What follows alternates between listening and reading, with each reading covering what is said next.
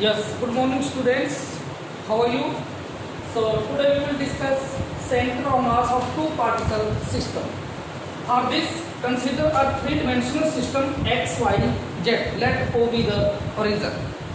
Now consider two masses M1 and M2 which are at a position A and B and which are at a distance of R1 and R2 with respect to horizon.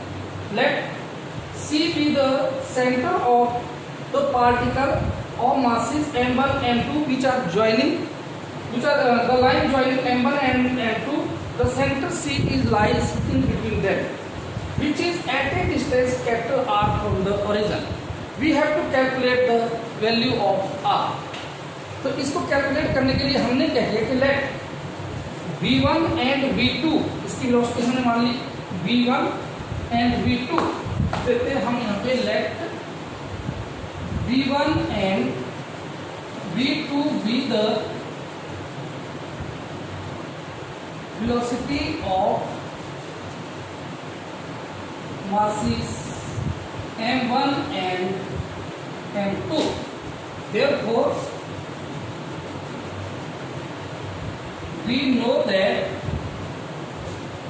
V1 is equal to dR1 over dt and V2 is equal to dR2 over dt.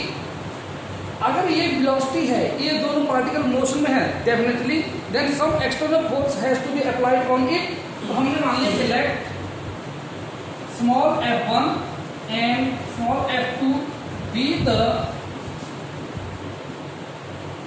external forces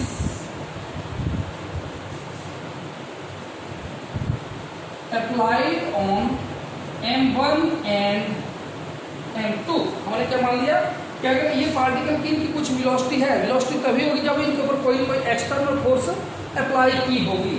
एक और, अगर ये particle line पे joining कर रहे हैं तो इनकी कुछ इंटरनल फोर्स भी है. Also let F12 be the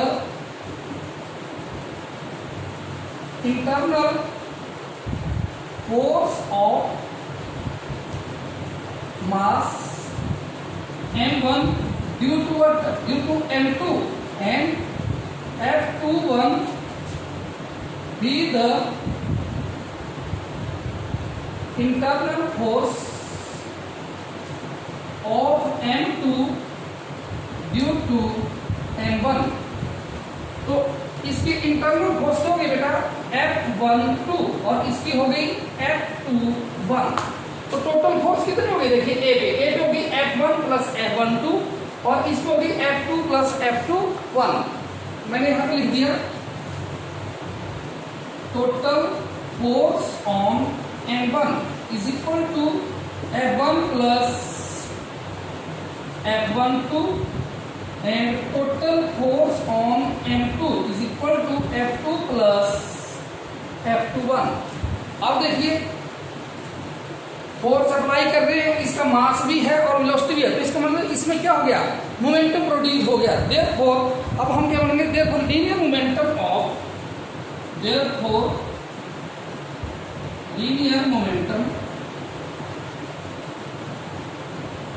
of mass M1 is equal to कितना आ गया बेटा M1 V1.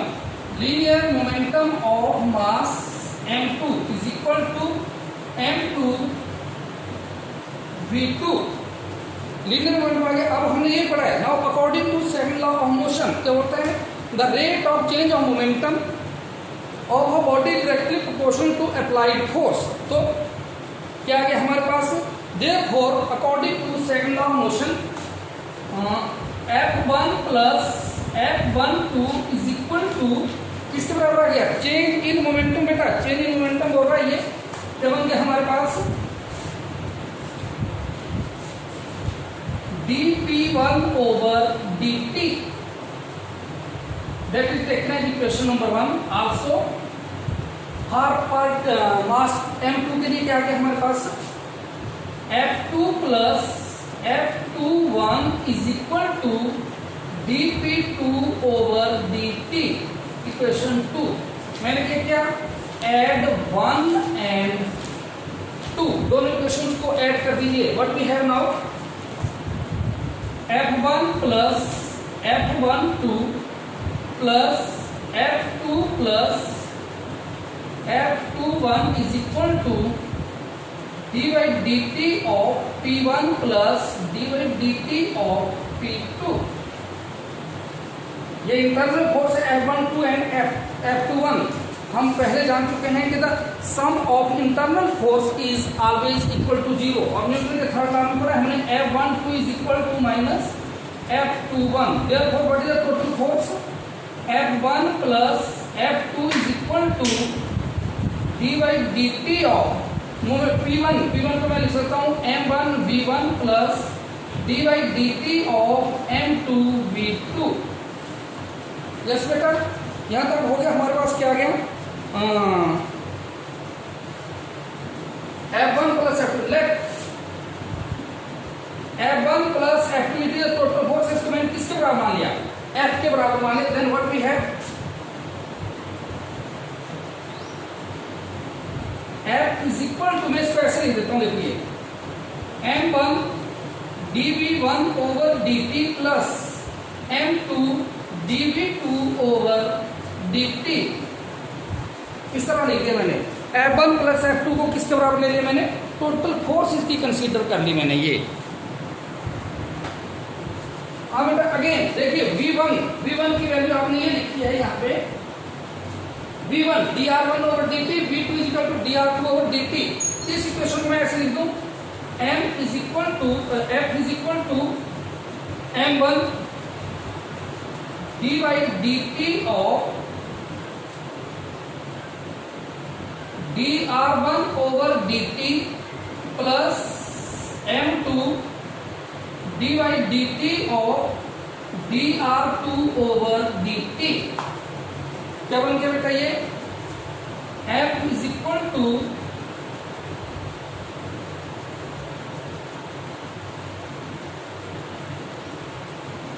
d2 over dt square M1 R1 plus d2 over dt square M2 R2, that is taken as equation number 4। क्या बन गया ये, F is equal to d2 over dt square M1 R1 plus, ये आ गया हमारे पास। अब मैंने क्या किया, नाउ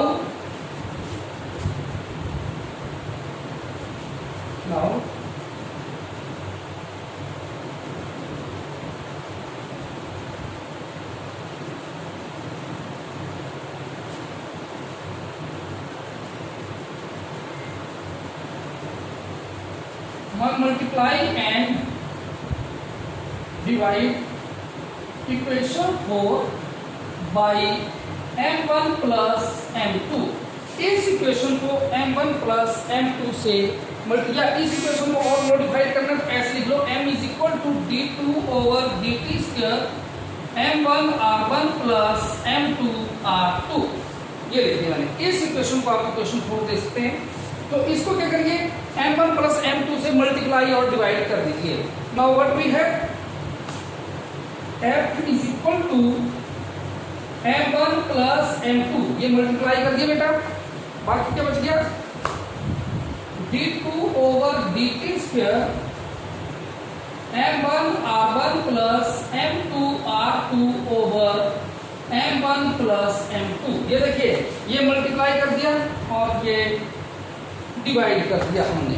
इज दैट क्लियर, यहां तक हमारे पास आ गया। अब मैं इसको क्या लिख सकता हूं, मैं इस इक्वेशन को लिख रहा हूं कि f is equal to m1 plus m2 into d2 over dt square into r। r is equal to, r क्या है, ये है हमारे पास क्या, m1 r1 plus m2 r2 over m1 plus m2, that is the value of r। तो r किसके बराबर आ गया बेटा, m1 r1 plus m2 r2 over m1 plus m2। मैं इसको ऐसे लिख सकता हूं, m1 plus m2 into r is equal to m1 r1 plus m2 R2, that is the R। ये हमने शुरू में लिखा था यहाँ पे टू कैलकुलेट R, तो R की वैल्यू ये आ गई। Now some special cases arise here. देखिए बेटा यहाँ पे अब कुछ स्पेशल केस अराइज होते हैं। फर्स्ट केस क्या आ गया कि ये जो सेंटर ऑफ मास इसका कैलकुलेट किया जा रहा है। The centre of mass of two particle system is calculated by the external forces only. क्यों एक्सटर्नल फोर्सेज के कारण कैलकुलेट किया जा रहा है? क्योंकि इंटरनल फोर्सेज क्या हो गया था आपका यहाँ पे, इंटरनल फोर्सेज किसके बराबर हो गया था ये, यानी कि F12 plus F21 is equal to किसके बराबर हो गया था, 0। इंटरनल फोर्सेज 0 हो गई थी, सिर्फ हमारे पास F1 F2 जो एक्सटर्नल फोर्सेज दी थी इन्हीं का रिजल्ट आपके पास आया ये।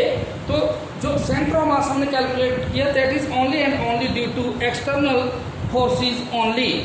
दूसरा क्या आ गया बेटा कि M1 M2 suppose to be concentrated at a point, जहां पे M1 M2 कंसंट्रेट कर रहे हैं वो सिंगल पॉइंट के ऊपर कंसंट्रेट कर रहे हैं, that is called centre of mass.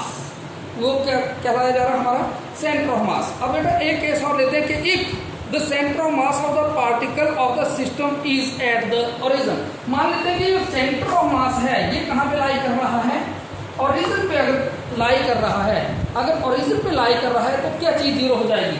Then इस इक्वेशन में फ्रॉम दिस इक्वेशन ये लिखी हुई है हमने, r क्या हो जाएगा, this r is equal to 0। क्या बन गया हमारे पास M1 R1 plus M2 R2 is equal to 0, क्योंकि कैपिटल R की वैल्यू कितनी होगी 0, क्योंकि ये सेंटर ऑफ मास के ऊपर क्या कर गया, लाई कर गया। ये 0 हो गया तो हमने यहाँ पे आप देखो क्या आगे हमारे पास M1 R1 is equal to minus M2 R2, और R2 की वैल्यू क्या आ गई M1 R1 ओवर M2। इसका मतलब क्या है, it mean R1 is negative R2 is positive. तो जो चीज पॉजिटिव आई इसका मतलब क्या गया कि सेंटर ऑफ मास उस साइड पे ज्यादा लाई कर रहा है, यानी कि लेफ्ट, इस साइड के लेफ्ट पे और इस साइड के राइट पे लाई कर रहा है। थर्ड केस एक और डिस्कस हम करते हैं कि if M1 is equal to M2 is equal to M, मान लेते हैं मास कितना हो जाए M2 is equal to M2 is equal to कितना हो जाए बेटा M हो जाए, देन दिस इक्वेशन क्या बन जाती है हमारे पास। देखिए इसको हम यहां कर देते हैं, ये बन गया हमारे पास M1 भी M में M2 भी M में, M plus M into R is equal to MR1 plus MR2। M plus M कितने बन गए बेटा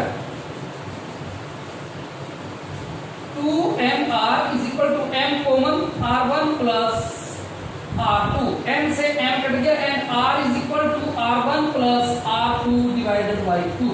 तो इसका मतलब क्या हो गया, इफ दोनों मासेस बराबर होंगे, M1 is equal to M2 is equal to M होगा, then centre of mass will lie by 2, मतलब at the centre of the line joining the two masses. That is all about the center of mass of two particle system. If you have any problem, then you can contact me. Thank you, beta.